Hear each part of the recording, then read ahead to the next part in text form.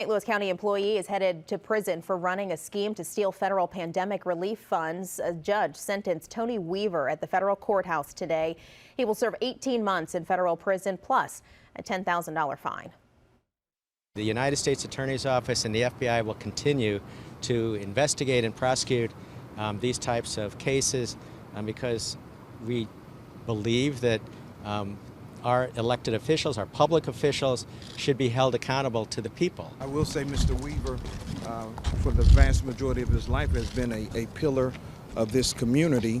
There were numerous individuals that sent letters of support to the court explaining how Mr. Weaver has been such a positive person in their lives and has impacted them and their families in such a positive way. Weaver pleaded guilty last October to 4 counts of wire fraud.